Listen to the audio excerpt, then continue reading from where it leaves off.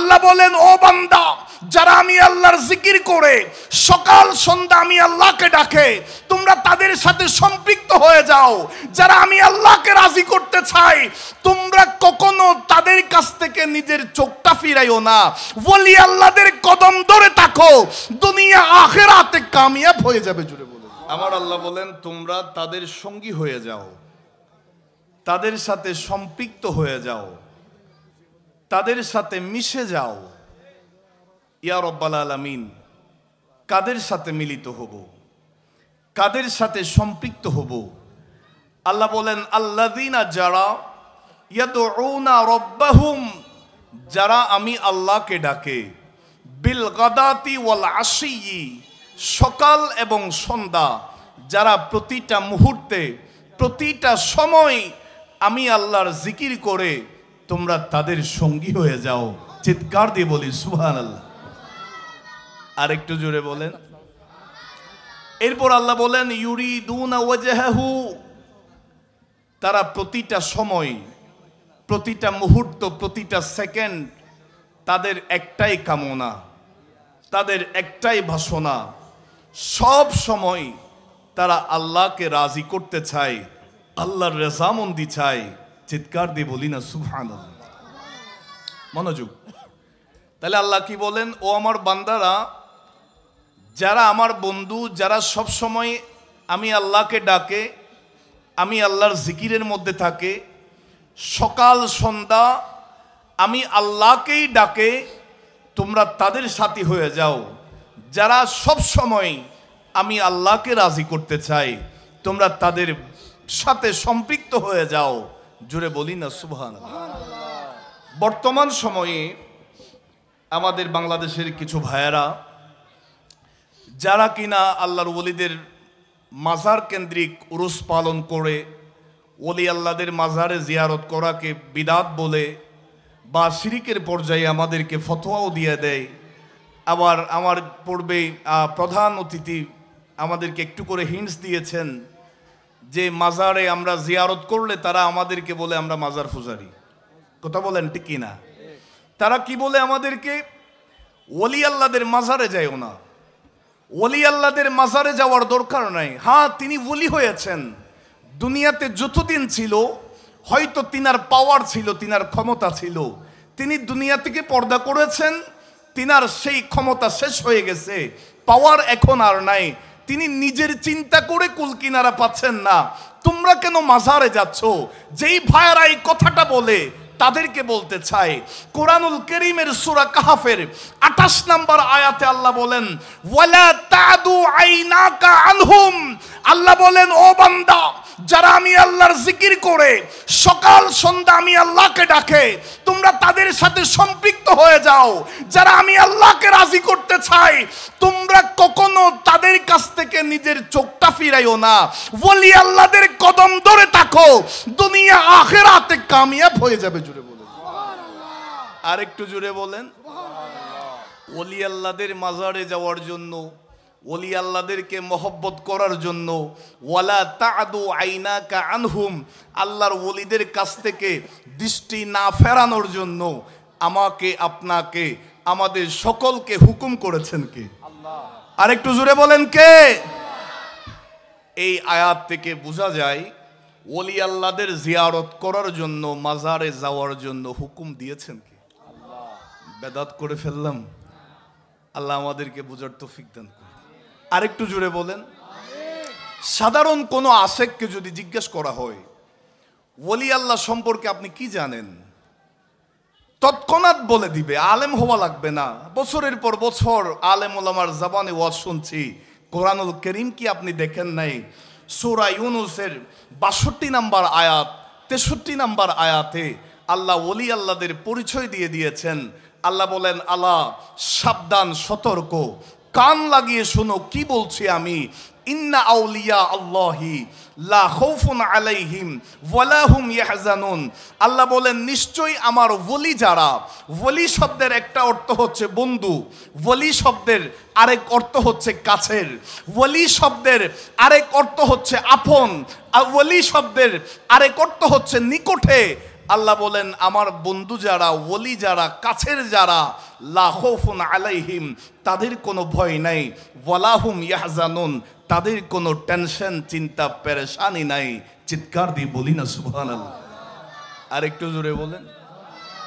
যদি জিজ্ঞাসা করা হয় ইয়া রাব্বাল আলামিন, বর্তমান সময়ে আমাদের বাংলাদেশে, চট্টগ্রামে তো কিছুটা কম হলেও বিভিন্ন ডিস্ট্রিক্টে আমরা যাই, দেখি রাস্তার মোড়ে মোড়ে, বাজারে বাজারে বড় বড় সাইনবোর্ড দেখা যায়, ওলি আল্লাহর অনেক মাজার দেখা যায়। আল্লাহ রে, সমস্ত মাজার থেকে হক্কানি ওলি আল্লাহদের মাজার চিনব কেমনে? হক্কানি আল্লাহর ওলিদের পরিচয় পাবো কেমনে?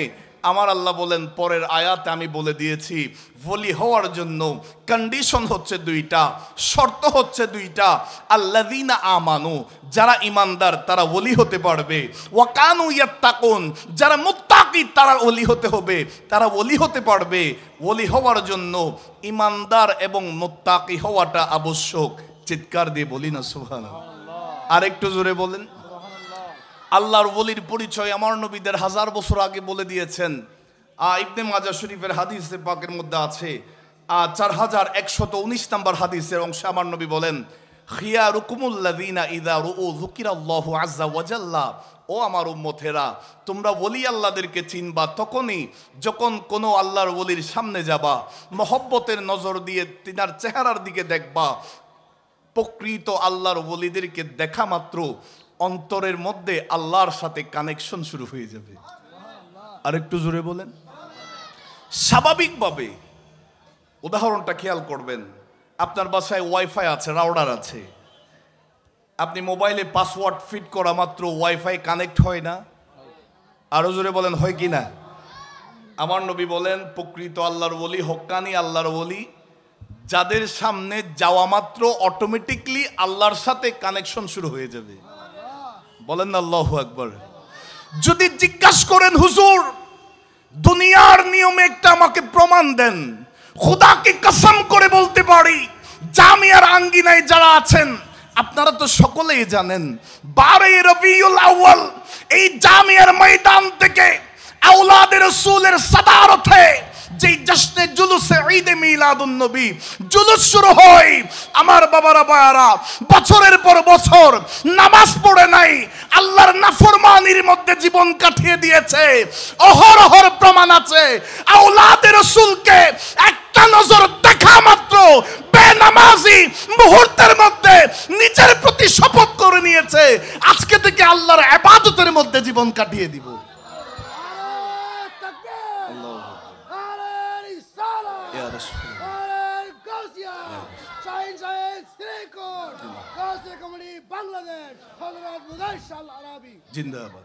এখান থেকে প্রমাণ হয়ে যায় হক্কানি আল্লাহর ওলি চিনার জন্য দূরে যাইতে হবে না, জামিয়ার ময়দানে আওলাদ রাসূলের নূরানি চেহারা দেখলেই বুঝতে পারবেন। ওই যে ঘরে পাসওয়ার্ড ফিট করলে মোবাইলে ওয়াইফাই যেভাবে কানেকশন হয়ে যায়, আল্লাহর ওলিদের চেহারা দেখলে অন্তরের ভিতরে আল্লাহর কথা স্মরণ এসে যায়। জোরে বলি, আপনারা কি বিরক্ত হচ্ছেন? মনোযোগ।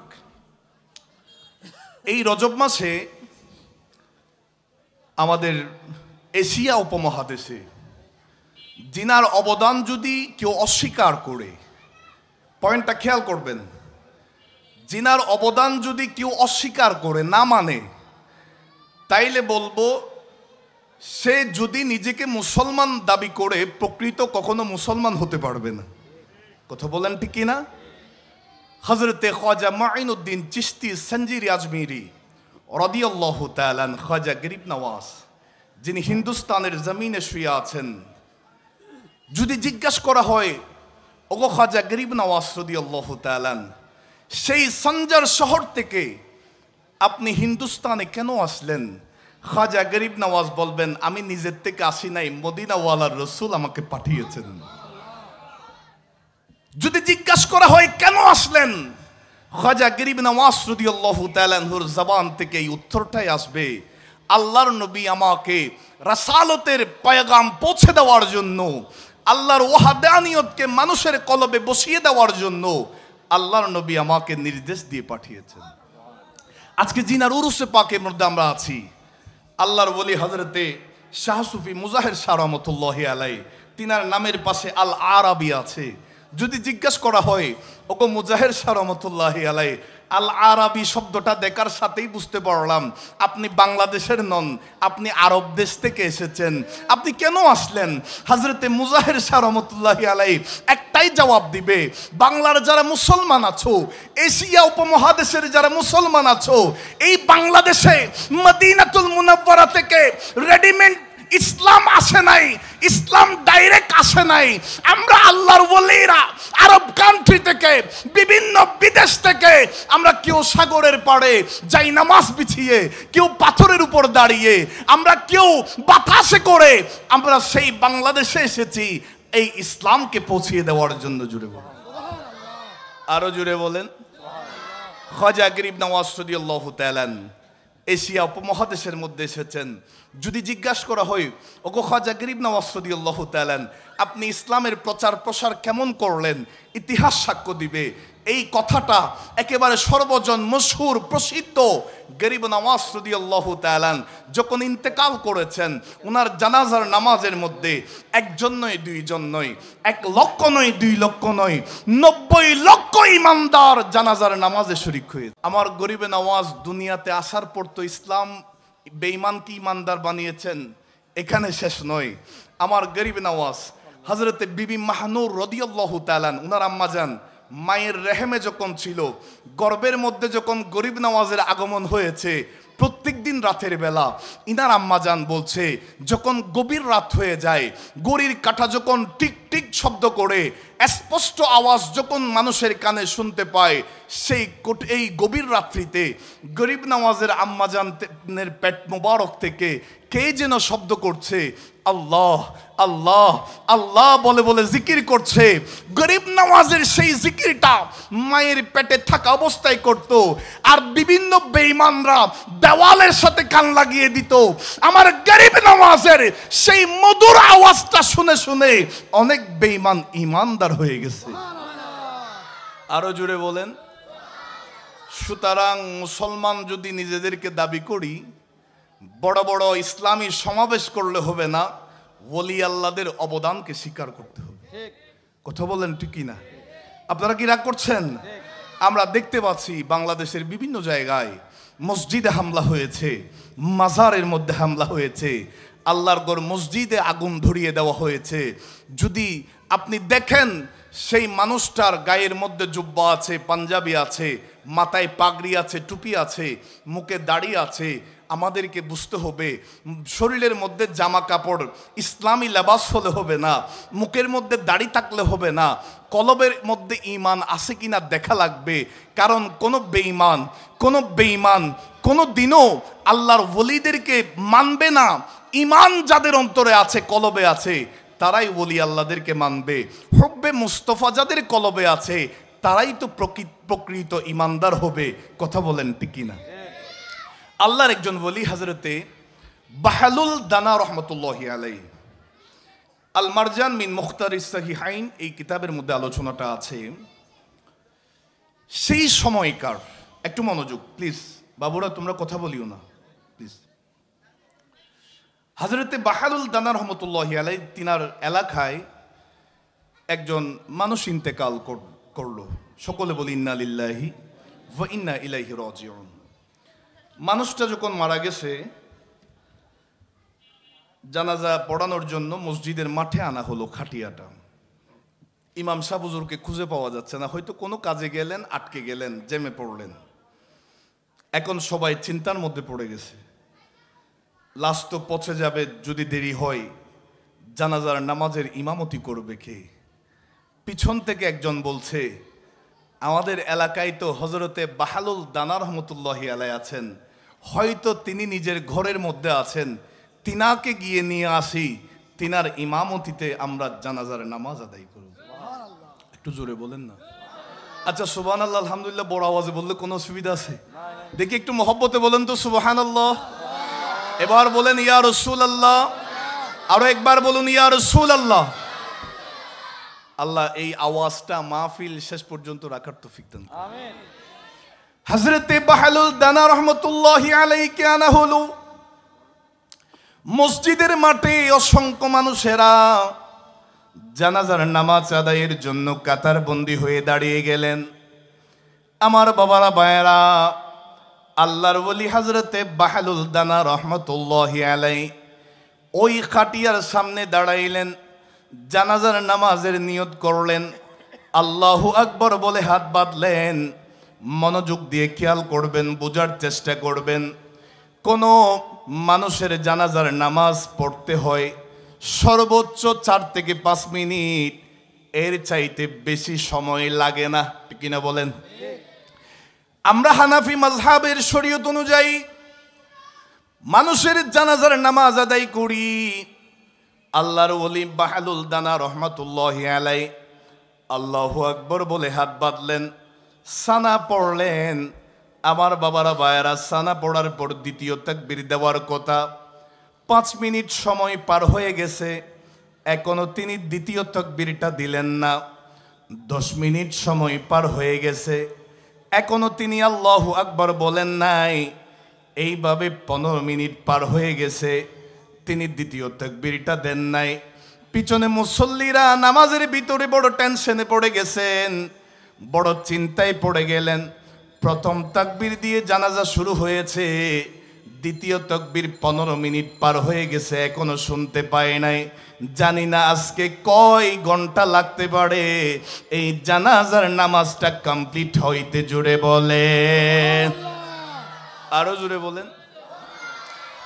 আল্লাহর ওলি হযরতে বাহলুল দানা রহমতুল্লাহি আলাইহি প্রায় 20 মিনিটের কাছাকাছি সময় যখন অতিবাহিত হয়ে গেল, তিনি আল্লাহু আকবার বলে দ্বিতীয় তাকবীরটা দিলেন।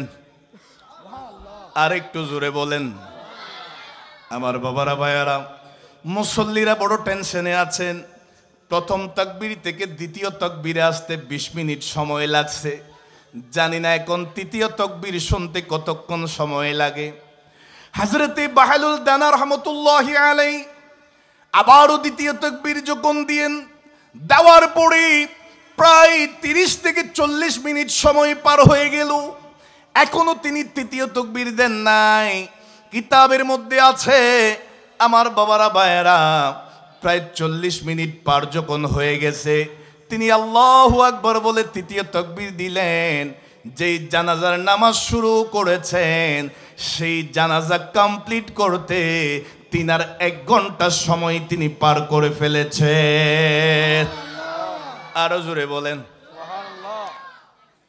আপনাদের কোনো এলাকায় যদি কোনো ইমাম সাহেব হুজুর যদি জানাজার নামাজের ইমামতি করতে 1 ঘন্টা সময় খায়, সালাম ফিরানোর দেরি, হুজুর আপনি একটু বাড়ি থেকে ঘুরে আসেন, কথা বলেন ঠিকই না? ওই হুজুরের চাকরি থাকবে? মুসল্লিরা সবাই একে অপরের সাথে কথা বলছে। 1 ঘন্টা সময় লাগলো জানাজার নামাজ কমপ্লিট করতে।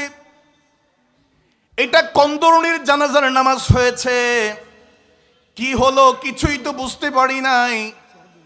আল্লাহর ওলি হযরতে বাহলুল দানা রহমতুল্লাহি আলাইহিকে সমস্ত মুসল্লিরা ঘেরাও করেছে। হুজুর আপনি যেই জানাজার নামাজ শুরু করেছেন 1 ঘন্টা আগে, এই নামাজের সালাম ফিরাইলেন 1 ঘন্টা পরে। 4 তাকবীরের সহিত জানাজার নামাজ আদায় করতে হয়। হুজুর সর্বোচ্চ 3 থেকে 4 অথবা 5 মিনিট সময় লাগে, আপনার কেন 1 ঘন্টা লেগেছে? এই কথাটা একটু আমাদেরকে বলেন না। হযরতে বাহলুল দানা রহমতুল্লাহি আলাইহি বলেন, ও জানাজার নামাজের মুসল্লিরা, আমি তোমাদের প্রশ্নের জবাব দিতে রাজি আছি। তার আগে তোমাদের কাছে আমি একটা কথা জানতে চাই। সমস্ত মুসল্লিরা বলে, হুজুর আমাদেরকে জিজ্ঞাসা করেন না, কি কথা জানতে চান? আল্লাহর ওলি বাহলুল দানা রহমতুল্লাহি আলাইহি বলেন, তোমরা আমাকে বলো, জানাজা কি জিন্দা মানুষের পড়া হয় নাকি মরা মানুষের পড়া হয়? আরো জোরে বলেন। সমস্ত মানুষেরা বলে, হুজুর এটা কোনো কথা হইল নি? যেই মানুষের শরীরের মধ্যে রূহ থাকে না, প্রাণ থাকে না, মুসলমান মানুষের নামাজের জানাজা পড়া হয়। মানুষটা আমাদের কাছ থেকে বিদায় নিয়েছে, এই মানুষটা জীবন যাপন করেছিল, এই মানুষটা সংসার করেছে, মানুষের সাথে উঠা বসা করেছে, কথাবার্তা বলেছে।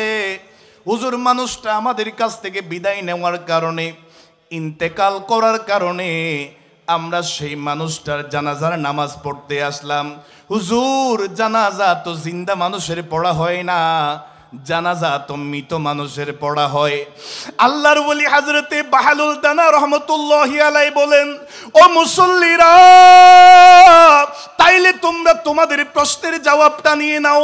আমি আল্লাহর ওলি হযরতে বাহালুল দানা রহমতুল্লাহি আলাইহি আল্লাহু আকবার বলে যখন জানাজার নামাজের নিয়তটা বাঁধলাম, আমি যখন বেলায়েতের নজর দিয়ে আমি যখন পিছনের দিকে তাকাইলাম, আমি দেখতে পাইলাম একটা নয়, দুইটা নয়, আমার পিছনে 400 মরা মানুষ দাঁড়িয়ে আছে। যেই মানুষদের কলবের ভিতরে রাসূলুল্লাহর প্রতি বিন্দু পরিমাণ মহব্বত নাই, নবীর প্রতি ভালোবাসা নাই, যেই কলবে নবীর প্রেম নাই, মহব্বত নাই, ভালোবাসা নাই, সেই মানুষটা কখনো জিন্দা হতে পারে না। আমার 400 মৃত মানুষের জানাজা পড়াইতে 1 ঘন্টা সময় লেগে গিয়েছে। আরো জোরে বলেন। আল্লাহর ওলি আমাদেরকে এখান থেকে শিক্ষা দিয়েছেন, ও আল্লাহর বান্দারা, শুধু জীবন যাপন করলে হবে না, সংসার করছো, চলাফেরা করছো, তুমি সমাজে উঠা বসা করছো, মানুষের সাথে বন্ধন সম্পর্ক তুমি কন্টিনিউ রাখছো, তবে মানুষের মধ্যে মরা এবং জিন্দার মধ্যে একটা বিষয় আছে, যেই কলবে নবীর প্রেম আছে, যেই কলবে নবীর ভালোবাসা আছে। আমার নবী তো বলে দিয়েছেন, সহিহ বুখারীতে রাওয়ায়াত এসেছে, লা ইউমিনু আহাদুকুম হাত্তা আকুনা আহাব্বা ইলাইহি মিন ওয়ালিদিহি ওয়া ওয়ালাদিহি ওয়ান নাসি আজমাইন। রাসূলুল্লাহ বলে দিয়েছেন, এক কথায় যাদের কলবে নবীর প্রেম নাই, সে কখনো পরিপূর্ণ ইমানদার হতে পারবে না। আল্লাহর ওলি বাহালুল দানা রহমতুল্লাহি আলাইহি আমাদেরকে এটাই শিক্ষা দিয়েছেন, কলবে নবীর প্রেম নিয়ে আসো, ভালোবাসা নিয়ে আসো। পিছনে দাঁড়িয়েছো, 1 ঘন্টা সময় লাগার কারণ আমার হয়েছে যে তোমরা সবাই মৃত, তাড়াতাড়ি জিন্দা হয়ে যাও। একটু জোরে বলেন না সুবহানাল্লাহ। একটু দরুদ শরীফ পড়েন, আল্লাহুম্মা সাল্লি মাওলানা মুহাম্মদ ওয়া আলা আলি সাইয়্যিদিনা। এমন ঘরে যাবি রে মন, যে ঘরের নাই ঠিকানা, এমন ঘরে শুইবি রে মন, যে ঘরের নাই বিছানা। আল্লাহুম্মা জুরে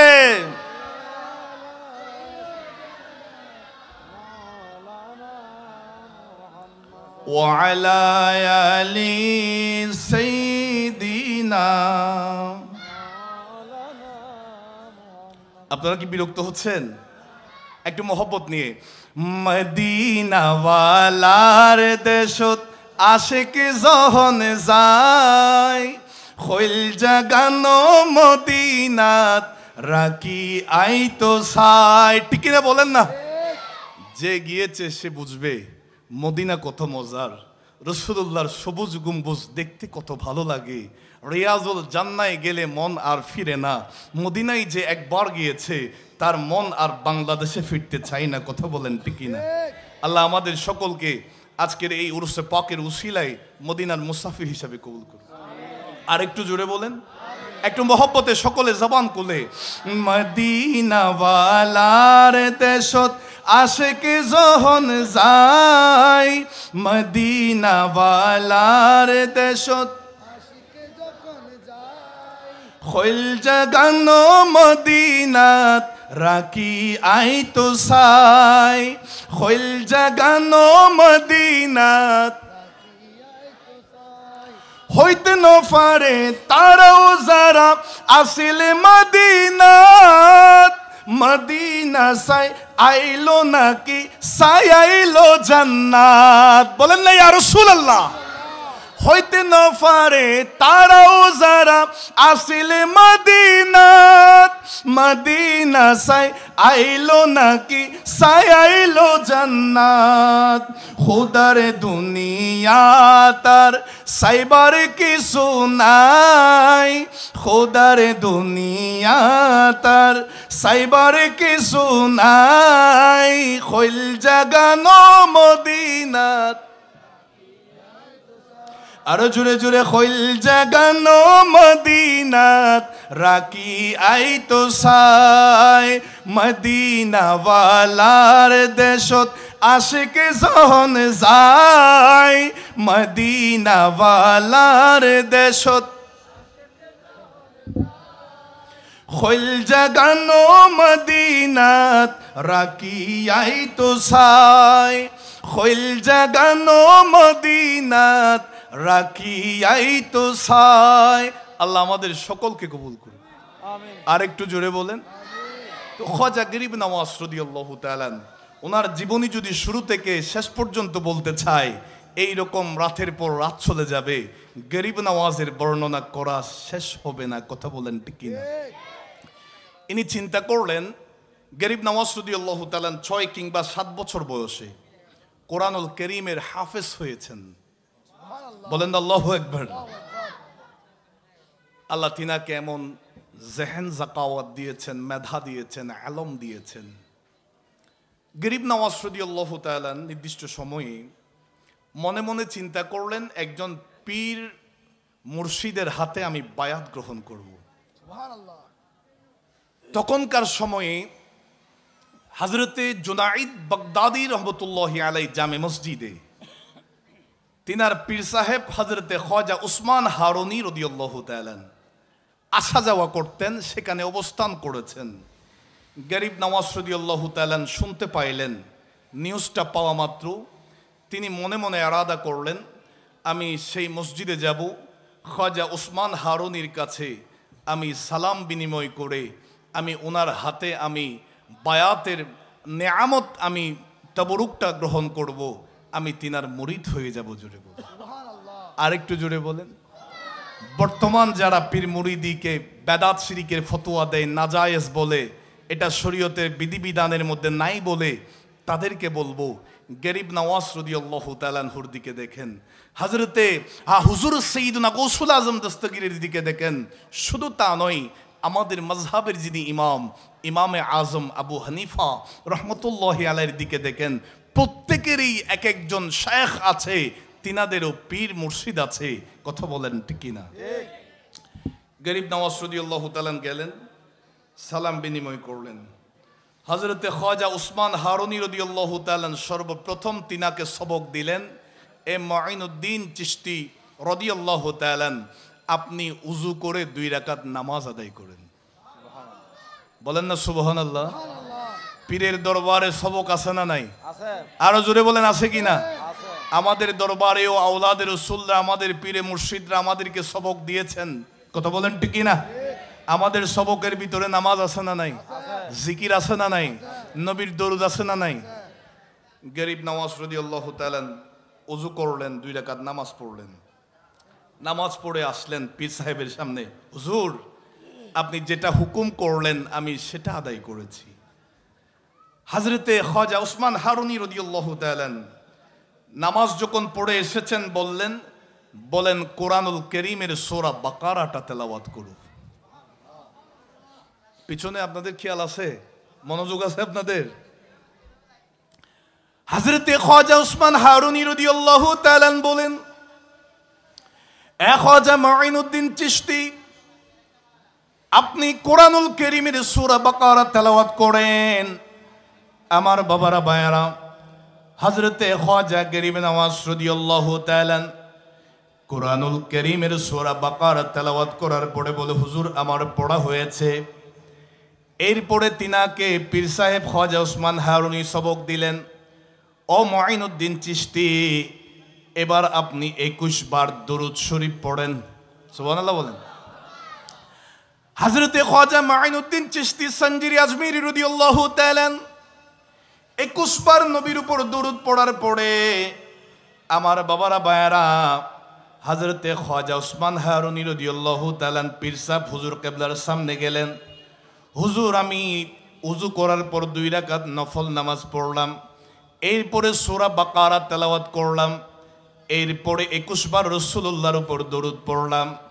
হুজুর, এবার আমাকে বায়াত গ্রহণ করান, আমাকে আপনার মুরিদ হিসাবে কবুল করে নেন। আমার বাবারা বায়ারা, খ্বাজা ওসমান হারুনী রাদিয়াল্লাহু তাআলা গরিব নওয়াজকে দেখা মাত্র বুঝে ফেললেন, চিনতে পারলেন তিনার মকাম কতটুকু উপরে যাবে, তিনার পজিশন কত উঁচু হবে তিনি বুঝতে পারলেন। কারণ ওলি আল্লাহদের চোখ আল্লাহর কুদরতি চোখ। আমার আল্লাহ হাদিসে বুখারীর হাদিসে কুদসির মধ্যে আমার আল্লাহ তাআলা বলেছেন, ওয়া বাসারাহুল্লাযী ইউবসিরু বিহি, আল্লাহ তাআলা বলেন ওলি আল্লাহদের চোখ আমি আল্লাহর কুদরতি চোখ, তারা বাইরে যেমন দেখে ভিতরেও তেমন দেখতে পায়, উপরেও যেমন দেখে মাটির ভিতরেও কি আছে ওলি আল্লাহরা দেখেন। হযরতে খ্বাজা গরিব নওয়াজ রাদিয়াল্লাহু তাআলা আনহুকে তারপরে সবক দিলেন। খ্বাজা ওসমান হারুনী রাদিয়াল্লাহু তাআলা বলেন, ও মুঈনুদ্দিন চিশতি, এবার আপনি 1000 বার দুরূদ শরীফ পড়েন। আরো জোরে বলেন। আবারও 1000 বার দুরূদ শরীফ পড়ার জন্য নির্দেশ দিয়েছেন। আমার বাবারা বায়ারা, শুধু তা নয়, গরিব নওয়াজ রাদিয়াল্লাহু তাআলা বলেন, আমার পীর সাহেব হুজুর কিবলা আমাকে 1000 বার দরুদ পড়তে বলেছেন। এখানে শেষ নয়, আমাকে অর্ডার করেছেন, হুকুম করেছেন সারাটা রাত যেন এই হযরতে জুনাইদ বাগদাদী রাদিয়াল্লাহু তাআলা জামে মসজিদে সারাটা রাত আল্লাহর ইবাদতে যেন আমি কাটিয়ে দিই। জুড়ে বলেন। আমার বাবারা বায়ারা, হযরতে খ্বাজা গরিব নওয়াজ রাদিয়াল্লাহু তাআলা সারা রাত আল্লাহর ইবাদতের মধ্যে মশগুল ছিলেন, সারাটা রাত আল্লাহর ইবাদতের মধ্যে ছিলেন। সকালবেলা যখন তিনি ফজরের নামাজ আদায় করেছেন, ফজরের নামাজ আদায়ের পরে যখন আবারও পীর সাহেব হুজুর কিবলার সাথে দেখা করার জন্য সামনে গেলেন, হুজুর, আমি উযু করার পর নামাজ পড়েছি, আমি কোরআনুল কারীমের সূরা বাকারা তেলাওয়াত করেছি, আল্লাহর নবীর উপর 21 বার দরুদ পড়েছিলাম, এরপরে আবার আপনার নির্দেশে 1000 বার পড়েছি, সারাটা রাত আমি আল্লাহর ইবাদতে কাটিয়েছি। আমার বাবারা বায়ারা, গরিব নওয়াজ রাদিয়াল্লাহু তাআলা যখন এই কথাটা যখন পীর সাহেব হুজুরকে বলেছেন, হযরতে খ্বাজা ওসমান হারুনী রাদিয়াল্লাহু তাআলা বলেন, ও মুঈনুদ্দিন চিশতি, এবার একটু উপরের দিকে তাকাও, এবার একটু উপরের দিকে নজর দাও, কি দেখতে পাচ্ছ আমাকে একটু বলো। হযরতে খ্বাজা গরিব নওয়াজ রাদিয়াল্লাহু তাআলা বলেন, ওয়াল্লাহি আল্লাহর কসম করে বলি হুজুর, আমি যখন উপরের দিকে নজর দিয়েছি আমি আল্লাহর আরশ মুআল্লা দেখতে পাচ্ছি। আরো জোরে বলেন। খ্বাজা ওসমান হারুনী রাদিয়াল্লাহু তাআলা বলেন, ও মুঈনুদ্দিন চিশতি, এবার একটু জমিনের দিকে দেখো, কি দেখতে পাচ্ছ? খ্বাজা গরিব নওয়াজ রাদিয়াল্লাহু তাআলা বলেন, হুজুর, আল্লাহ আল্লাহর কসম করে বলছি, আমি জমিনের দিকে নজর দেওয়া মাত্র আমি তাহতাস সারা পর্যন্ত দেখতে পাচ্ছি। বলেন আল্লাহু আকবার। আল্লাহর ওলিদেরকে এই দেখার ক্ষমতা দিয়েছেন কে? আর একটু জোরে বলেন কে? খ্বাজা ওসমান হারুনী রাদিয়াল্লাহু তাআলা বলেন, ও খ্বাজা মুঈনুদ্দিন চিশতি, এখানে শেষ নয়, 1000 বার সূরা ইখলাস পড়ো। আর একটু জোরে বলেন, কয় হাজার বার? কুল হুয়াল্লাহ শরীফ, ইখলাস শরীফ। হুজুর খ্বাজা গরিব নওয়াজ রাদিয়াল্লাহু তাআলা 1000 বার সূরা ইখলাস তেলাওয়াত করলেন। হুজুর 1000 বার কমপ্লিট হয়েছে। খ্বাজা ওসমান হারুনী রাদিয়াল্লাহু তাআলা বলেন, একটু উপরের দিকে দেখো। গরিব নওয়াজ রাদিয়াল্লাহু তাআলা বলেন, হুজুর, আল্লাহর কসম করে বলছি আমি হেজাবে আজমত দেখতে পাচ্ছি। আর একটু জোরে বলেন।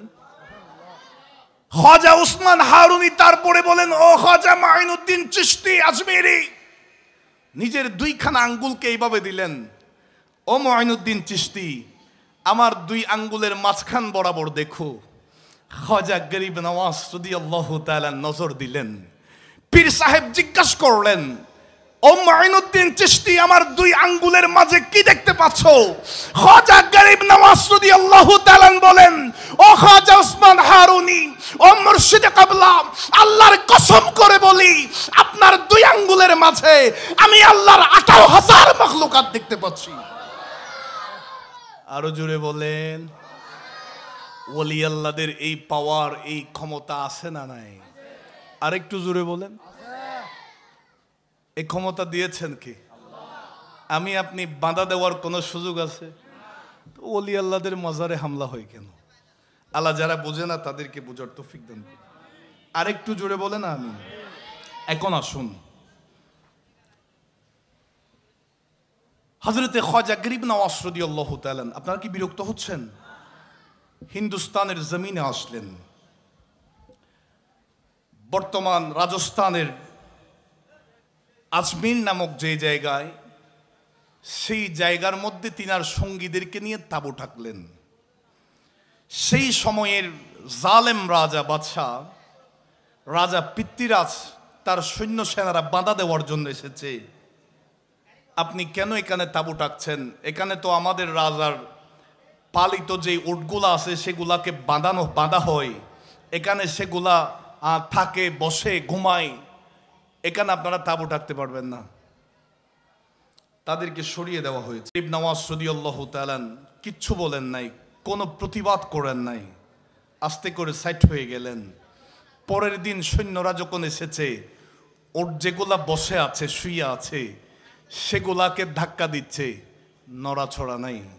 বেত দিয়ে প্রহার করছে, কোনো ওটের নড়াছড়া নাই। অনেক চেষ্টা করছে, কোনো নড়াছড়া নাই, সারা শব্দ নাই।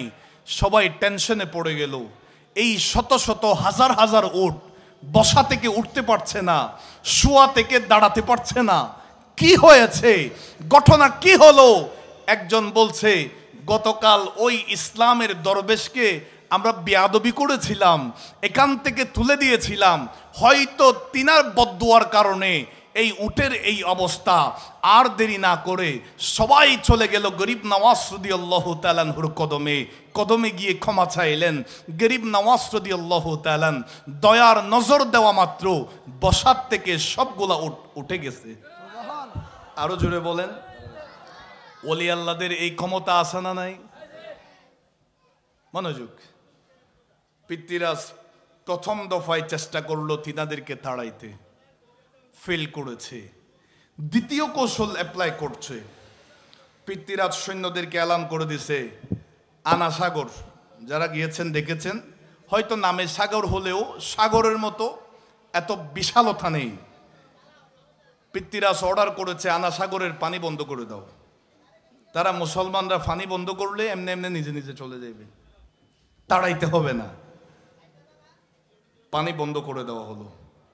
চতুর্পাশে কারবালার ময়দানে যেমনিভাবে 61 হিজরিতে আওলাদ রসুলের জন্য পানিকে নিষিদ্ধ করা হয়েছিল, বন্দী করে দেওয়া হয়েছিল, গরিব নওয়াজ রাদিয়াল্লাহু তাআলা হিন্দুস্তানে এসেছেন, সেই জালেম রাজা পানি বন্ধ করে দিয়েছে।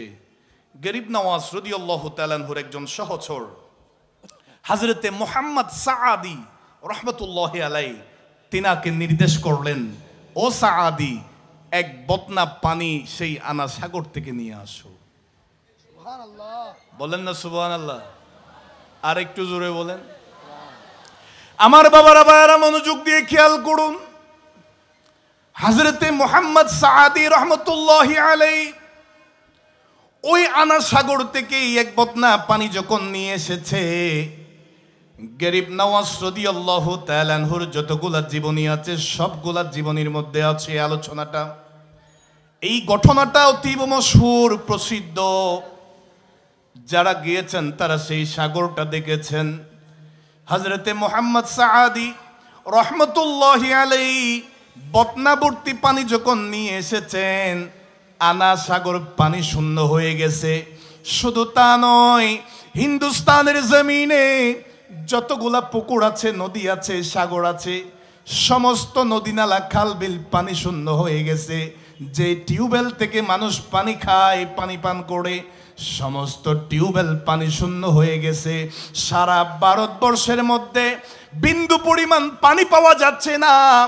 রাজা পৃথ্বীরাজ বুঝে গিয়েছে, সৈন্যরা এসে বলছে আমাদের হিন্দুস্তানে পশু পাখি মারা যাচ্ছে, প্রাণীগুলার জান চলে যাচ্ছে, মানুষও একেবারে মরা মরা অবস্থায় হয়ে গেছে। ও পৃথ্বীরাজ, সারা ভারতবর্ষে কোনো পুকুরে নদী নালার মধ্যে পানি নাই। তারা আর দেরি না করে পৃথ্বীরাজ বলে ওই ইসলামের দরবেশ খাজা মুঈনুদ্দিন চিশতির কদমের মধ্যে চলে যাও, তিনি যদি ক্ষমা করে দেন তাইলে সারা ভারতবর্ষ পানি ভর্তি হয়ে যাবে। জুড়ে বলেন। গরিব নওয়াজ রাদিয়াল্লাহু তাআলা আনহুর কাছে আসলেন, হুজুর বেয়াদবি হয়ে গেছে, আমরা ভুল করছি পানিবন্দি করে, হুজুর আমাদেরকে ক্ষমা করে দেন। গরিব নওয়াজ অর্ডার করলেন, ও মুহাম্মদ সাআদি, আবার ওই লুটাভর্তি পানিগুলা আনা সাগরে রেখে আসো। ঢেলে দেওয়া মাত্র সারা ভারতবর্ষে সমস্ত পুকুর নদী নালা খাল বিল পানি ভর্তি হয়ে গেছে। জুড়ে বলেন, আর একটু জোরে বলেন। ওলি আল্লাহরা চাইলে পারে না? আরো জোরে বলেন না। ইনারা দুনিয়া থেকে চলে গেলেও তিনাদের ক্ষমতা কি বন্ধ আছে? ক্ষমতা চলে না। দিয়েছেন কে? যদি বিশ্বাস না হয়, কোরআন সুন্নাতে তো দলিলের কোনো অভাব নাই। মুম্বাই শহরে যাবেন, আরব সাগরের মাঝে যিনি শুয়ে আছেন, আল্লাহর অত্যন্ত প্রিয় আল্লাহর ওলি হযরতে হাজী আলী শাহ রহমতুল্লাহি আলাইহি সাগরের মাঝখানে শুয়ে আছে। আল্লাহ নিয়ে গেছেন, গেলাম, যাওয়ার টাইমে একটা রাস্তা দেখলাম, সেই রাস্তা দিয়ে মাজারে গেলাম, জিয়ারত করলাম। আবার পিছনে যখন তাকাইলাম দেখলাম চতুর্পাশে পানি, টেনশনে পড়ে গেলাম। সাগরের মাছ থেকে আবার পাড়ের মধ্যে যাব কেমনে? জিজ্ঞেস করলাম এটা কেমনে হয়? হুজুর, নির্দিষ্ট টাইমে রাস্তা উঠে আবার নির্দিষ্ট টাইমে পানি ভর্তি হয়ে যায়, এখানে মাজার কেমনে আছে? সাগরে তো ভাঙতে ভাঙতে অনেক দূরে নিয়ে গেছে, এখানে মাজার কেমনে টিকে আছে? ভারতের ইতিহাস বলে দেয় হযরতে হাজী আলী শাহ রহমতুল্লাহি আলাইহি স্বপ্নের মধ্যে এলান করে দিয়েছেন, ও ভারতবাসীরা শুনো, যদি সেই আরব সাগর, সেই সাগর যদি ভাঙতে ভাঙতে সারা ভারতবর্ষ সাগর হয়ে যায়, আমি হাজী আলী শাহকে কদম পরিমাণ এখান থেকে নাড়াইতে কারো সাধ্য নাই। চিৎকার দিয়ে বলি সুবহানাল্লাহ। আরো জোরে বলেন। ওলি আল্লাহরা রওজার ভিতরে জিন্দা আছে না নাই? আর একটু জোরে বলেন। আল্লাহ আমাদেরকে বুঝার তৌফিক দান। আপনারা কি বিরক্ত হয়ে গেছেন? নির্দিষ্ট টাইমে ইনশাআল্লাহ, আর সামান্য। এখন আসুন, প্রথমে তাবুত রাখতে দেয় নাই, এরপরে পানিবন্দি করলো, ফেল করছে। এরপরে রাজা পৃথ্বীরাজ চিন্তা করলো, মনে হয় তিনার মধ্যে কিছু জাদুবিদ্যা আছে, তিনাকে প্রতিহত করার জন্য একজন জাদুকরের প্রয়োজন। সারা ভারতবর্ষের মধ্যে অপ্রতিদ্বন্দ্বী, যার সমতুল্য কেউ ছিল না, এমন জাদুবিদ্যায় পারদর্শী যোগী অজয় পাল নামক একজন জাদুকরকে আনা হলো। তোমাকে বিশাল অঙ্কের পুরস্কার দিব, ওই ইসলামের দরবেশ তার অনুসারীদেরকে তুমি আক্রমণ করো, তাদেরকে এখান থেকে সরিয়ে দাও। সেই যোগী অজয় পাল গিয়েছে মনের মধ্যে খারাপি নিয়ে। সেই যখন যাচ্ছে, হযরতে খাজা গরিব নওয়াজ রাদিয়াল্লাহু তাআলা বেলায়েতের রাউডারের মাধ্যমে দেখতে পাইলেন, বেলায়েতের নজর দিয়ে দেখতে পাইলেন এখানে একজন খবিস আসতেছে, দুষ্ট আসতেছে, সে ষড়যন্ত্র করার জন্য, আক্রমণ করার জন্য। তিনি সাথে সাথে আয়াতুল কুরসি তেলাওয়াত করে চতুর্পাশে একটা সীমারেখা টাকলেন, একটা বৃত্ত করে ফেললেন। তিনার সঙ্গী সাথীদেরকে বলছেন, ও আমার সঙ্গী সাথীরা, এই রেখা থেকে একটা কদমও তোমরা বাইরে দিবে না। আর একটু জোরে বলেন। যোগী অজয় পাল জায়গা বরাবর অবস্থান করছে, সে সামনে থেকে সরাসরি আক্রমণ করছে, তার যন্ত্রমন্ত্র তন্ত্র দিয়ে ডাইরেক্ট অ্যাকশন নিছে। গরিব নওয়াজ যে সীমারেখাটা দিছে, রেখা বরাবর আসা মাত্র তার জাদু ধ্বংস হয়ে গেছে। সুবহানাল্লাহ বলেন না? আর একটু জোরে বলেন। ওলি আল্লাহদের সাথে এগুলা চলে। যোগী অজয় পাল বলে, সামনে থেকে দিলাম, কাজ হয় না, দেখি ডান পাশ থেকে দিই। ডান পাশে দিছে, আবার রেখা বরাবর সীমারেখা আসা মাত্র এটা নষ্ট হয়ে গেছে। বলে যে এবার বাম থেকে দিই, বাম থেকে ট্রাই করলো, সেখানে ওর রেখা বরাবর আসা মাত্র ধ্বংস হয়ে গেছে। সুবহানাল্লাহ বলেন।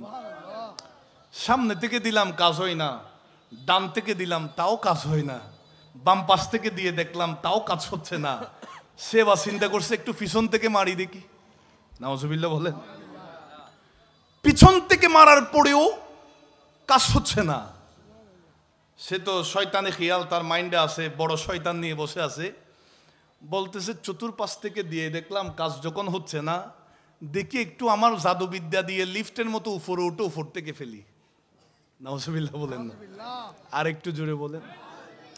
আল্লাহর কুদরতি জবানে আল্লাহ যে বলেছেন ওয়াবাসারাহুল্লাযী ইউবসিরু বিহি, সহিহ বুখারী শরীফের 6502 নম্বর হাদিসের অংশ বলেছি। আমার আল্লাহ বলেন ওলি আল্লাহদের চোখ আমি আল্লাহর চোখ, তারা আমি আল্লাহর চোখ দিয়ে দেখে। আমরা তো দৃষ্টিশক্তি যতটুকু যাচ্ছে ততটুকু দেখতে পাচ্ছি, আর ওলি আল্লাহরা যা দেখতে চান তা দেখতে পান। উপরে যখন যোগী অজয়পাল উঠে গেছে, গরিব নওয়াজ রাদিয়াল্লাহু তাআলা বলেন এই তো বিয়াদবির মাত্রা বাড়াই দিছে, তারা তো শাস্তি দেওয়ার দরকার আছে।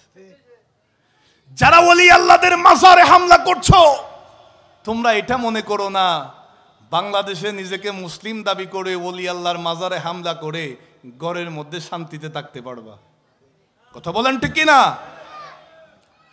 ওই যোগী অজয়পাল যখন উপর থেকে আক্রমণ করতে চাচ্ছে, গরিব নওয়াজ রাদিয়াল্লাহু তাআলা দুই কানা খরম মোবারক, স্যান্ডেল মোবারক পা মোবারক থেকে খুললেন, ওই খরম মোবারককে নির্দেশ দিলেন, অর্ডার করলেন, এই আমার খরম উপরের দিকে উঠে যাও। বলেন না সুবহানাল্লাহ। আপনারা কি বিরক্ত হয়ে গেছেন? গরিব নওয়াজ রাদিয়াল্লাহু তাআলা নির্দেশ দেওয়া মাত্র কেউ বাস দিয়ে তুলতে হয় নাই, রশি দিয়ে টেনে তুলতে হয় নাই, অটোমেটিকলি খরম দুনোটা উপরের দিকে লিফটের মতো উঠে গেছে। ওঠার সাথে সাথে গরিব নওয়াজ রাদিয়াল্লাহু তাআলা হুকুম করলেন, যারে দেখতে পাচ্ছ তারে বাড়ি দিয়ে দিয়ে নিচে নামাও। আর একটু জোরে বলেন। ওলি আল্লাহদের শানে যদি বেয়াদবি করে কপালের মধ্যে জুটবে কি? আল্লাহ তাদেরকে বুঝার তৌফিক দান করে। ওই যোগী অজয়পাল নামছে, বাড়ি খাইছে, তখন নামার পর সে বুঝতে পারছে ভারতবর্ষে আমার সমতুল্য কোনো জাদুঘর, জাদুবিদ্যায় পারদর্শী কেউ তো নাই।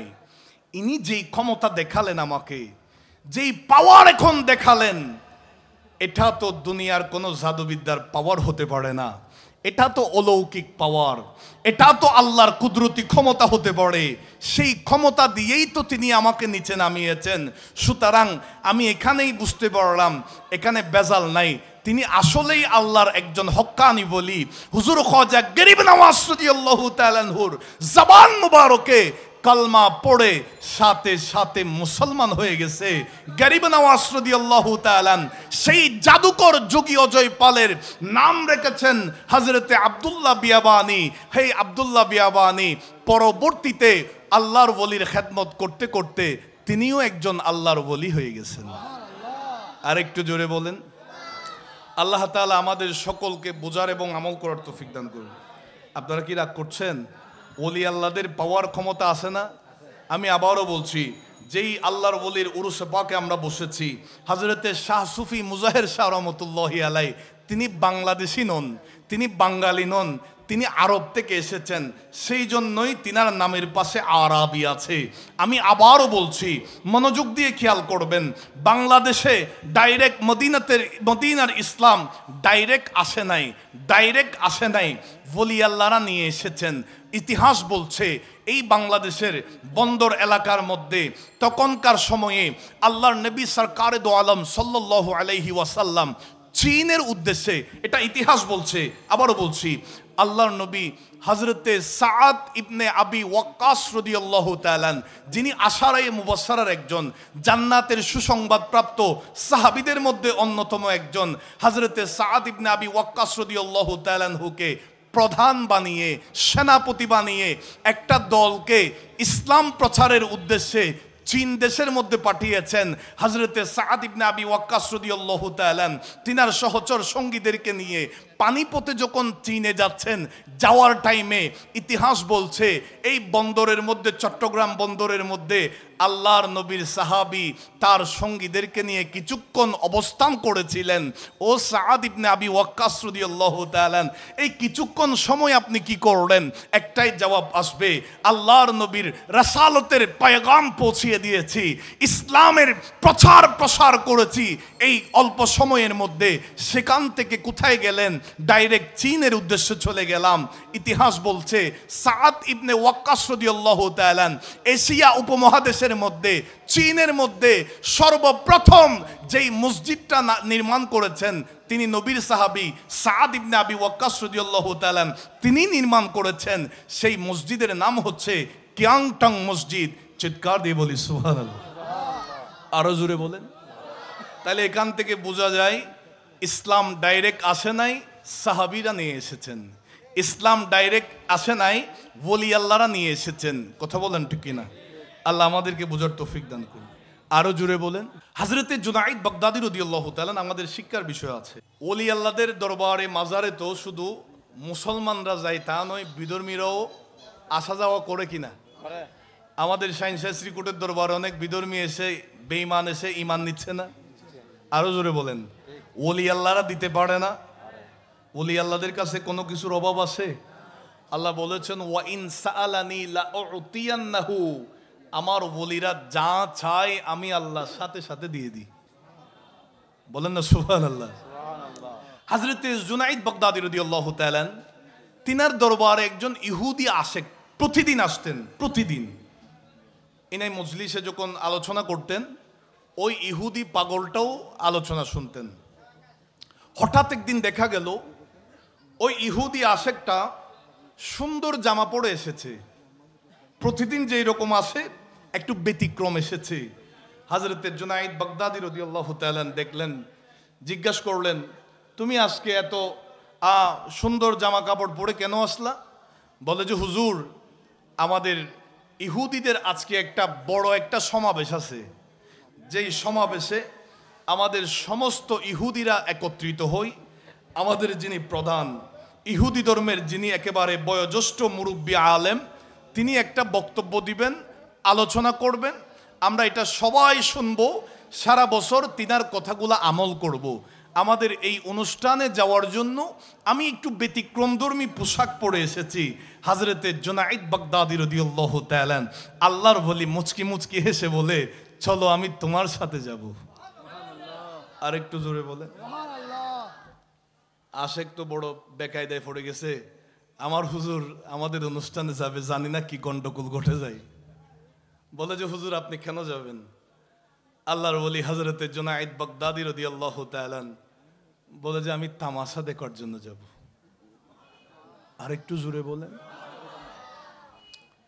ওই ইহুদি আশিকের সাথে আল্লাহর ওলি হযরতে জুনাইদ বাগদাদী রাদিয়াল্লাহু তাআলা সঙ্গে চলে গেলেন। আমার বাবারা, ভাইয়েরা, ইহুদি ধর্মের সেই অনুষ্ঠানের মধ্যে সমস্ত ইহুদি ধর্মের অনুসারীরা সকলেই একত্রিত হয়েছে, সবাই সমবেত হয়েছে। প্রত্যেকবার প্রতি বছর নির্দিষ্ট যেই টাইমের মধ্যে আলোচনা শুরু হয়, যিনি বক্তব্য দেওয়ার জন্য বসেছেন সিংহাসনের চেয়ারে, তিনি বক্তব্য শুরু করছেন না। নির্দিষ্ট সময় অতিবাহিত হয়ে যাচ্ছে, লেট হয়ে যাচ্ছে, দেরি হয়ে যাচ্ছে। সমস্ত ইহুদিরা টেনশনে পড়ে গেল, আমাদের ইহুদি ধর্মের বড় আলেম এখনো কেন ওয়াজ শুরু করছেন না, কি হয়েছে? তিনাকে যখন জিজ্ঞাসা করছে, ও আমাদের মুরব্বী আলেম, ও আমাদের বয়োজ্যেষ্ঠ আলেম, ইহুদি ধর্মের বড় পণ্ডিত, আপনি কেন আপনার বক্তব্য শুরু করছেন না, আলোচনা স্টার্ট করছেন না? ওই ইহুদি আলেমটা বলে, আমি তো চাচ্ছি শুরু করার জন্য। ওই কানে দে হযরতে জুনাইদ বাগদাদী রাদিয়াল্লাহু তাআলা বসে আছেন, তিনার কারণে আমার জবান বন্ধ হয়ে গেছে, আমি শুরু করতে চাইলেও শুরু করতে পারছি না। জুড়ে বলে, আরো জুড়ে বলেন। হযরতে জুনাইদ বাগদাদী রাদিয়াল্লাহু তাআলা হুকে জিজ্ঞেস করলেন, হুজুর আপনি আমাদের ইহুদি ধর্মের মাহফিলে কেন আসলেন? কি জন্য আসলেন? আল্লাহর ওলি বলে, আমি তামাশা দেখার জন্য এসেছি। তো হুজুর, আপনি আসছেন যেহেতু, আপনার কাছে ইসলাম ধর্মের বিষয়ে 3টা প্রশ্ন আমাদের মনে আছে। ওই ইহুদি বড় আলেমটা বলছে, যেহেতু আপনাকে পাইছি হুজুর, আপনি ওই প্রশ্নের জবাবগুলো একটু দেন না। সুবহানাল্লাহ বলেন। হযরতে জুনাইদ বাগদাদী রাদিয়াল্লাহু তাআলা বলেন, আমি প্রশ্নের জবাব দিতে রাজি আছি, তবে একটা কন্ডিশন আছে। সুবহানাল্লাহ বলেন। হুজুর বলেন, তোমার 3টা প্রশ্নের জবাব আমি দিতে রাজি আছি। এই প্রশ্নের জবাব দেওয়ার পরে তোমাকে একটা প্রশ্ন করব, সেই প্রশ্নের জবাব কি তুমি দিবা? সুবহানাল্লাহ বলেন। ইহুদি আলেম তো বুঝতে পারছে, বলে যে হুজুর আমাকে মাফ করবেন। এখন অনুসারীরা বলে, হুজুর আপনি আমাদের ধর্মের মধ্যে আপনার চাইতে বড় আলেম আর কেউ নাই, দ্বিতীয় কেউ নাই। আপনি সব জাননেওয়ালা, আপনি তো সব কিছু জানেন, যা জিজ্ঞেস করে আপনি বলতে পারেন, যত সমস্যা নিয়ে আসি আপনি সমাধান দিতে পারেন। আপনি ইসলাম ধর্মের হযরতে জুনাইদ বাগদাদী রাদিয়াল্লাহু তাআলা আনহুর একটা প্রশ্নের কথা বলছে, আপনি কেন দিতে পারবেন না? হুজুর আপনি রাজি হয়ে যান। তখন ওই ইহুদি আলেম বলে, আমি তিনার প্রশ্নের জবাব দিব, যদি দেই সেই প্রশ্নের জবাবটা তোমরা কি সবাই মেনে নিবা? বুঝতে পারছো না? তারা প্রশ্নের জবাব দিব, ঠিক আছে, আগে তোমরা স্বীকারোক্তি দিবে কিনা সেটা বলো। সবাই বলতেছে, হুজুর আপনি যা বলবেন তা। সুবহানাল্লাহ বলেন। তখন রাজি হয়েছে। জুনাইদ বাগদাদী রাদিয়াল্লাহু তাআলাকে বলেন, হুজুর আমি কি প্রশ্ন করতে পারি? জুনাইদ বাগদাদী রাদিয়াল্লাহু তাআলা জিজ্ঞেস করছেন, আচ্ছা তুমি বলো তো, প্রশ্ন যিনি করেন তিনি বড়, নাকি যিনি জবাব দেন তিনার সম্মান বড়? সুবহানাল্লাহ বলেন। ওই ইহুদি আলেম বলে, হুজুর অবশ্যই যিনি প্রশ্নের জবাব দেন তিনি তো সম্মানী। তাইলে তুমি নিচে আসো, আমি সিংহাসনের মধ্যে বসি। বলেন না আল্লাহু আকবার। আরো জোরে বলেন। বর্তমানে অনেকে ইসলাম কায়েম করতে চায়, বলে যে হাতের মধ্যে তলোয়ার লাগবে, হাতিয়ার লাগবে, অস্ত্র নিয়ে মাঠে নামতে হবে, জিহাদ করতে হবে। তাদেরকে বলতে চাই, ওলি আল্লাহরা, এখানে তো ইসলামের নামগন্ধও ছিল না, ইসলামের কোনো আভাস ছিল না। হযরতে বাবা শাহে আমানত এসেছেন, হযরতে বাবা শাহে মোহসেন আউলিয়া এসেছেন, হযরতে শাহজালাল ইয়ামিনী এসেছেন, হযরতে বদর আউলিয়া এসেছেন, কেউ তলোয়ার নিয়ে আসেন নাই। খাজা গরিব নওয়াজ এসেছেন, হযরতে মুজাহির শাহ আরবি এসেছেন, কেউ তলোয়ার নিয়ে আসেন নাই, কেউ হাতিয়ার নিয়ে আসেন নাই। তিনাদের অস্ত্র ছিল কালেমা শরীফ, তিনাদের হাতিয়ার ছিল লা ইলাহা ইল্লাল্লাহ মুহাম্মাদুর রাসূলুল্লাহ। তিনারা কৌশল অ্যাপ্লাই করলেন, ইসলামের প্রসার করে গিয়েছেন। আরো জোরে বলেন। এর চাইতে আরো বড় নজির শাইন শাহ শ্রীকুট, যিনি আহলে সুন্নাত ওয়াল জামাতকে রওনক করেছেন, সুন্নিয়তকে যিনি বলওয়ালা করেছেন, সুন্নিয়তের ঝান্ডা যিনি বাংলার জমিনে উড্ডীন করেছেন, তিনি এখানে অস্ত্রের হুমকি দেন নাই, হাতিয়ারের হুমকি দেন নাই। নাজির পাড়াবাসী আমরা তো দূর থেকে এসেছি মেহমান হয়ে, আপনারা তো ভালো জানবেন। আমার শাইন শাহ শ্রীকুট হুজুর কাবলাকে অনেকেই দেখেছেন, দুনিয়া থেকে চলে গেছেন। হুজুর আল্লামা তৈয়ব শাহ রাদিয়াল্লাহু তাআলা দাদা হুজুর কাবলাকে দেখেছেন, অনেকেই দেখেছেন। এমন মানুষও আছে, আমার মুর্শিদ কাবলা হুজুর আল্লামা তাহের শাহ মাদ্দাজিল্লাহুল আলী হুজুর কাবলাকে দেখেছেন। কখনো তিনারা অতিরিক্ত কোনো শব্দও তিনাদের জবান দিয়ে বের হয় নাই। কথা বলেন ঠিক কিনা? তিনাদের কানেকশন ছিল কলবের মাধ্যমে। কথা বলেন ঠিক কিনা? ওই যে খিয়ারুকুমুল্লাযীনা ইযা রুউ যুকিরাল্লাহু আযজা ওয়া জাল্লা, বিরোধিতা করতে আসলেও চেহারা দেখার সাথে সাথে কলবের কানেকশন শুরু হয়ে গেছে। কি জন্য বিরোধী করতে আসছে সেটাও বলে গেছে। কথা বলেন ঠিক কিনা? হযরতে জুনাইদ বাগদাদী রাদিয়াল্লাহু তাআলা সিংহাসনে বসলেন। বসার পরে বলে, স্টার্ট করো তোমার প্রশ্ন। হুজুর আমার প্রথম প্রশ্ন, আপনারা বলছেন জান্নাতের মধ্যে যারা যাবেন, কোরআন হাদিসে ইসলামী শরীয়তের মধ্যে আছে, জান্নাতে যারা যাবেন তারা যা মন চায় তা খাবেন, তবে প্রাকৃতিক হাজতের কোনো প্রয়োজন নাই, পায়খানা প্রস্রাবের কোনো প্রয়োজন নাই। হুজুর এটা কেমনে হয়? সুবহানাল্লাহ বলেন। আমরা তো অতিরিক্ত খাবারের নির্দিষ্ট পরিমাণের চাইতে একটু অতিরিক্ত খাই ফেললে হুজুর আমাদের ঘরে বাইরে ব্যস্ত হয়ে পড়ি, আমাদের অবস্থা খারাপ হয়ে যায়। জান্নাতে সারা দিন রাত 24 ঘন্টা সব সময় প্রতিনিয়ত শুধু খাইতে থাকবো, বের হওয়ার কোনো সিস্টেম নাই। এটা কেমনে হয়? এই সমস্যাটা একটু সমাধান করে দেন না। আর একটু জোরে বলেন। আল্লাহর ওলি হযরতে জুনায়েদ বাগদাদী রাদিয়াল্লাহু তাআলা প্রথম প্রশ্নের জবাব দিলেন, এই ইহুদি ধর্মের অনুসারীরা, আমি তোমাদের কাছে জানতে চাই, এই দুনিয়াতে ভূমিষ্ঠ হওয়ার আগে, এই দুনিয়াতে জন্মগ্রহণ করার আগে তোমরা কোথায় ছিলা? সবাই এক বাক্যে বলে, হুজুর আমরা রূহ জগৎ থেকে আমাদের আপন আপন মায়ের পেটের মধ্যে এসেছি, গর্ভের মধ্যে এসেছি, আমরা মায়ের পেটের ভিতরে ছিলাম। হযরতে জুনাইদ বাগদাদী রাদিয়াল্লাহু তাআলা বলেন, যেই মায়ের পেটের মধ্যে যেই আল্লাহ সন্তানকে 10 মাস 10 দিন রাখেন, সেই পেটের ভিতরে খাওয়ান দেন, খাবার দেয়, সেই পেটের ভিতরে পান করে, কোনো দরজা নাই, জানালা নাই, প্রাকৃতিক হাজত সারার কোনো সিস্টেম নাই। যেই আল্লাহ মায়ের গর্ভের ভিতরে সন্তানকে জিন্দা রাখতে পারে, সেই আল্লাহ জান্নাতের মধ্যেও আপন বান্দাদেরকে শুধু খাবার দিবেন, খাওয়াবেন, কোনো প্রাকৃতিকের হাজতের প্রয়োজন ছাড়া আমার আল্লাহ বান্দাদেরকে সতেজ রাখবেন, জিন্দা রাখবেন। জোরে বলে। সবাই আশ্চর্য হয়ে গেছে, বলে যে কথা তো ঠিক, জবাব তো বরাবর। এবার দ্বিতীয় প্রশ্ন করেন। হযরতে জুনাইদ বাগদাদী রাদিয়াল্লাহু তাআলা ইহুদি আলেম বলে, হুজুর আপনার কাছে জানতে চাই, আমরা শুনেছি আপনারা বলেছেন জান্নাতের মধ্যে এমন একটা গাছ আছে, যেই গাছের ডালপালা সারা জান্নাত ছেয়ে গেছে। একটু জোরে বলেন না সুবহানাল্লাহ। পিছনের ভাইয়ার আলোচনা শুনতে পাচ্ছেন আপনারা? জান্নাতে এমন একটা গাছ আছে, যেই গাছের ডালপালায় সারা জান্নাত ছায়া দিচ্ছে। হুজুর এটা কেমনে হয়? দুনিয়ার মধ্যে সামান্য কোনো নির্দিষ্ট এলাকা ছায়া দেয়, যে এই ধরনের কোনো গাছ দেখি না। জান্নাতের মধ্যে এমন গাছ কেমনে হয়? এটা কিভাবে পারবে আল্লাহ?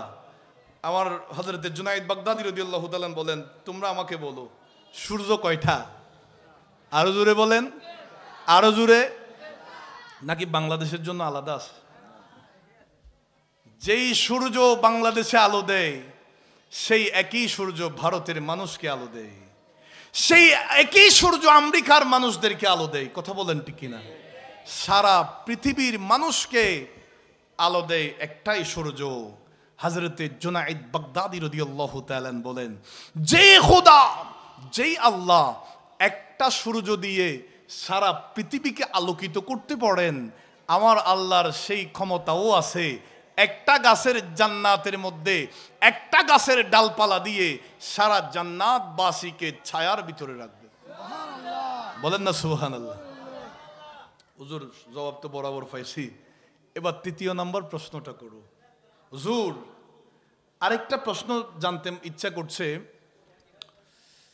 আমাদের কিছুদিন আগে যখন করোনা ভাইরাস হয়ে গেছে, আমাদের বড় বড় দুবাইওয়ালা যারা আছে, যারা একটু পয়সাওয়ালা, বলে যে বাংলাদেশের মধ্যে খানা যে কোনো সময় সংকট হতে পারে, সুতরাং 2-4 মাস 1 বছরের বাজার টাকা যেহেতু আছে করে রাখতে হবে। হয়েছে না? আগে ভাগে করে ফেলতে হবে, কারণ যদি খাবার না পাই তাইলে তো না খেয়ে মরতে হবে। ইহুদি আলেম বলছে, হুজুর জান্নাতে মানুষরা যা মন চাইবে খাবে, শুধু খাইতে থাকবে, কখনো ওই স্টোর রুমের মধ্যে কখনো খাবারের অভাব থাকবে না। সুবহানাল্লাহ বলেন না। জান্নাতের ভিতরে কোনো কিছুর অভাব আছে? হুজুর এটা কেমনে হয়? আমরা 1 বছরের খাবারও যদি একত্রিত করে রাখি, 2-4 মাস খাইলে কমে যায়, ঘাটতি দেখা যায়, পরিমাণ কম হয়ে যায়। জান্নাতে শুধু খাইতে থাকবে, এখানে কমবে না, এটা কেমনে হয়? হযরতে জুনাইদ বাগদাদী রাদিয়াল্লাহু তাআলা জবাব দিয়েছেন, মনোযোগ দিয়ে খেয়াল করবেন। মাহফিলের শুরুতে আমাদের একজন ভাই কোরআনুল কারীমের তেলাওয়াত করছে না? আচ্ছা, এই তেলাওয়াত শুনে কি কেউ বিরক্ত হয়েছেন? না। কোরআন শরীফ শুনতে ভালো লাগে না? একজন কারি মধুর কণ্ঠে যখন সারাদিন তেলাওয়াত করবে, তেলাওয়াত শুনতে কি বেজার লাগবে? কোরআনুল কারীম যখন আপনি তেলাওয়াত করবেন, শুনবেন যে তা নয়, নিজে যখন পড়বেন, প্রথমে এক পৃষ্ঠা পড়ছেন, এরপর আরেক পৃষ্ঠা পড়ছেন, কালকে সকালবেলা আবার নিলেন। স্বাভাবিক আমরা সূরা ইয়াসিন প্রতিদিন তেলাওয়াত করি, আপনি আজকে পড়ছেন, আগামীকাল আবার নিবেন, আপনার মনে হবে যে এটা গতকাল পড়ি নাই, আজকে নতুন পড়তেছি। কথা বলেন ঠিক কিনা? কোরআনের মধ্যে একটা মজা আছে না, মধু আছে না? দিয়েছেন কে? হযরতে জুনাইদ বাগদাদী রাদিয়াল্লাহু তাআলা। যেই আল্লাহ কোরআনুল কারীমের ভিতরে মজা দিয়েছে, মধু দিয়েছে, যত তেলাওয়াত করে কোরআনের মজাটা কখনো শেষ হয় না। আমার আল্লাহ জান্নাতীদেরকে খাবার দিবেন, তারা শুধু খাইতে থাকবে, কখনো জান্নাতের খাবারের মধ্যে ঘাটতি দেখা যাবে না। আরো জোরে বলে। হযরতে জুনাইদ বাগদাদী রাদিয়াল্লাহু তাআলা বলেন,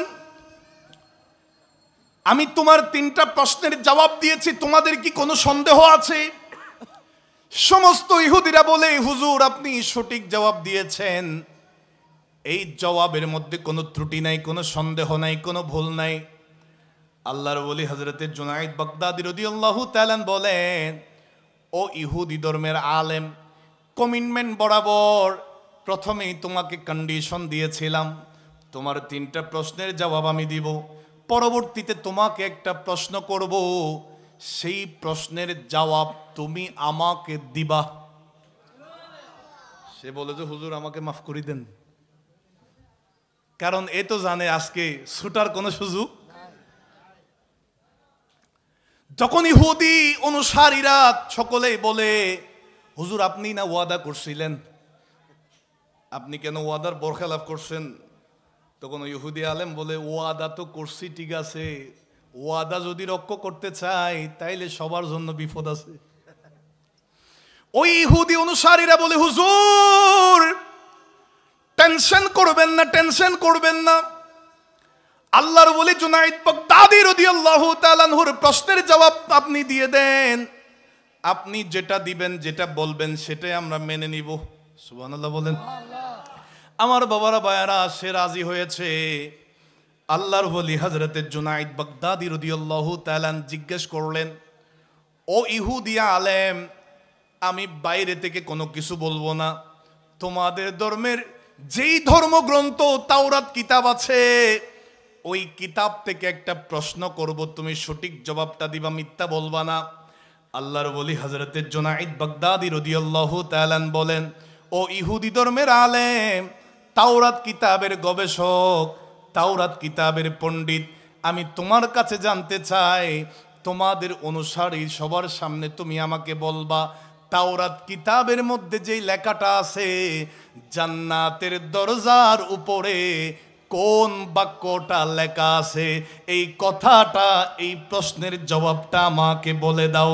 ওই ইহুদি ধর্মের আলেম 1 সেকেন্ডও দেরি করে নাই, ওগো আল্লাহর ওলি হযরতে জুনাইদ বাগদাদী রাদিয়াল্লাহু তাআলা, জান্নাতের দরজায় লেখা আছে, তাওরাত কিতাবের মধ্যে পড়েছি, জান্নাতের দরজায় জানালার মধ্যে লেখা আছে, লা ইলাহা ইল্লাল্লাহু মুহাম্মাদুর রাসূলুল্লাহ সাল্লাল্লাহু আলাইহি ওয়াসাল্লাম। আমার বাবারা ভাইয়ারা, আল্লাহর ওলি হযরতে জুনাইদ বাগদাদী রাদিয়াল্লাহু তাআলা লক্ষ লক্ষ বেঈমানকে মুহূর্তের মধ্যে ঈমানদার বানিয়েছেন, কলমা পড়াইয়া মুসলমান বানাইয়া নিলেন, অস্ত্র দিয়ে নয়, কৌশল দিয়ে তিনি ঈমানদার বানিয়েছেন। বলেন আল্লাহু আকবার। সুতরাং এখান থেকে আমাদের বড় শিক্ষা, আল্লাহর ওলিরা এসেছেন ইসলাম নিয়ে, মুসলমান বানিয়েছেন দাঙ্গা হাঙ্গামা করে নয়, তারা মানুষের উপর অত্যাচার, জুলুম, নির্যাতন, নিপীড়ন করে নয়, তারা আমাদেরকে সুকৌশলে, হিকমত অবলম্বন করে লক্ষ লক্ষ কোটি কোটি বেঈমানকে ঈমানদার বানিয়েছেন। কথা বলেন ঠিক কিনা? শাহিন শাহ শ্রীকুট, সুন্নিয়তের খেদমত, ওলি আল্লাহরা তো ভবিষ্যতে কি হবেন সেটাও জানেন, সেটাও দেখেন, সেই কারণেই তো জামিয়া দিয়েছেন। এক জামিয়া থেকে হাজারো হাজার লক্ষ লক্ষ, শুধু চট্টগ্রাম নয়, বাংলাদেশের প্রতিটা রন্ধ্রে রন্ধ্রে, প্রতিটা অঞ্চলে অঞ্চলে, প্রতিটা জায়গায় জায়গায় আহলে সুন্নাত ওয়াল জামাতের পয়গাম পৌঁছিয়ে দিয়েছেন এক জামিয়া দিয়ে। কথা বলেন ঠিক কিনা? এই জামিয়া এই নাজিরপাড়া আপনাদের এলাকার মধ্যে হয়েছে, আপনারা খুশি না বেজার? আরো জোরে বলেন। খুশির আওয়াজে বোঝা যায় একটু একটু বেজার আছেন। আমরা খুশনসিব, বড় খুশনসিব আমাদের হুজুর কিবলায়ে আলম জামিয়া দিয়ে আমাদেরকে এমন একটা কিস্তি দিয়েছেন, এমন একটা নৌকা দিয়েছেন, যেই নৌকা ধরলে, যেই নৌকায় আরোহণ করলে, উঠলে, ওয়াল্লাহি আল্লাহর কসম করে বলছি, কারণ আওলাদ রাসূলরা যেটা হবে সেটাই বলে দেন, এই নৌকার মধ্যে উঠলে কখনো পথভ্রষ্ট হবেন না, কোনো গুমরাহির দিকে যাবেন না। জামিয়া পেয়েছি, জামিয়া ধরেই থাকবো। আমাদের বিশ্বাস, দুনিয়াতে যদি ভালো আমল করি, নেক আমল যদি করতেই থাকি, মানুষের সাথে দুই নম্বরই নয়, ধোঁকাবাজি নয়, সিটার বাটফারি নয়, মানুষের হক নষ্ট করে নয়, শাইন শাহ শ্রীকুটের দামান ধরে থাকবো, জামিয়ার গোলাম হয়ে থাকবো। আমাদের ঠিকানা সেই মদিনাতুর রাসূলের সুপারিশ পেয়ে পুলসিরাত পার হয়ে জান্নাতে যেতে পারো।